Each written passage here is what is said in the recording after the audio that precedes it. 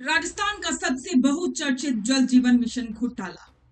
इस घोटाले में ऐसे खुलासे हुए जिसने पुराने मंत्रियों की नींदें हराम कर दी। इस घोटाले में हमने देखा कि कैसे एक पूर्व मंत्री इसमें गिरफ्तार होता है, कैसे बार बार पूछताछ होती है।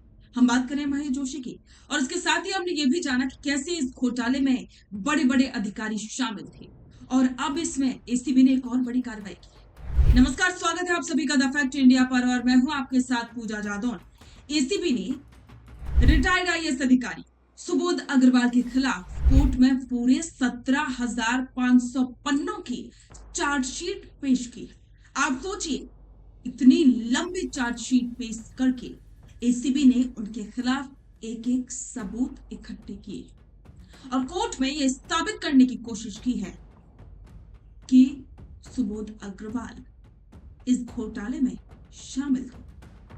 तो चलिए समझते हैं इसमें और क्या क्या खुलासे हुए और अब क्या कुछ चल रहा है। आपको बता दें कि सुबोध अग्रवाल को गिरफ्तार हुए करीब 57 दिन बीत चुके हैं। कानून नियमों के मुताबिक गिरफ्तारी के 60 दिनों के भीतर चार्जशीट दाखिल करना जरूरी होता है, नहीं तो आरोपी को आसानी से जमानत मिल जाती है।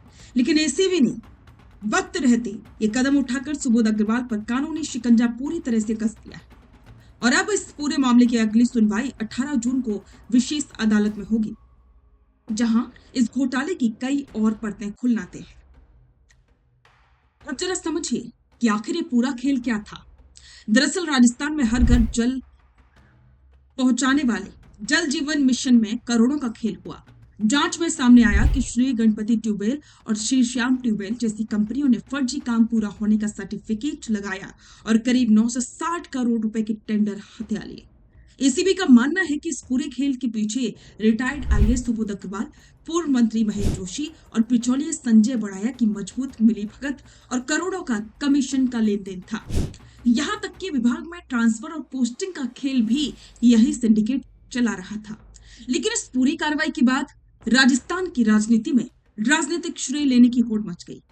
बीजेपी इस पूरी कार्रवाई को मुख्यमंत्री भजनलाल शर्मा की भ्रष्टाचार पर जीरो टॉलरेंस की नीति की एक बहुत बड़ी जीत के रूप में पेश कर रही है। बीजेपी का कहना है कि पूर्ववर्ती कांग्रेस सरकार में जो मलाई बांटी गई उस पर भजनलाल सरकार ने कड़ा प्रहार किया है। वहीं दूसरी तरफ राजनीतिक गलियारों में इस बात की भी चर्चा है कि इस कार्रवाई के जरिए बीजेपी आगामी चुनावों से पहले जनता के बीच भ्रष्टाचार के मुद्दे को गरमाकर पूरा राजनीतिक फायदा उठाना चाहती है। अब यहाँ सवाल उठता है कि बीजेपी तो अपनी तैयारी कर रही है चुनावी, लेकिन क्या एसीबी ने जो 17,500 पन्नों की चार्जशीट दायर की है कोर्ट में, वो चार्जशीट इस जल जीवन मिशन घोटाले के गुनहगारों को सलाखों के पीछे पहुंचा पाएगी? क्या ये उन लोगों को न्याय दिला पाएगी जिनके नाम पर इन रसूखदारों ने पैसा लूटा था? इस पर आपके विचार कमेंट बॉक्स में साझा करें और बने रहें द फैक्ट इंडिया के साथ। रुकिए और जरा ध्यान से सुनिए। क्या आप हमारी इन खबरों से अपने व्यापार को भी बढ़ाना चाहते हैं? तो आप भी खबरों के दौरान इस तरह के एलिमेंट्स पर अपना विज्ञापन दे सकते हैं, या फिर ऐसे खबर के 1 मिनट बाद अपना पूरा विज्ञापन डलवाएं, जो कि 8 लाख से ज्यादा सब्सक्राइबर्स और फॉलोअर्स वाले द फैक्ट इंडिया चैनल्स और पेजेस से राजस्थान के कोने कोने में पहुंचेगा और इससे आपका व्यापार, ब्रांड सब कुछ बढ़ेगा।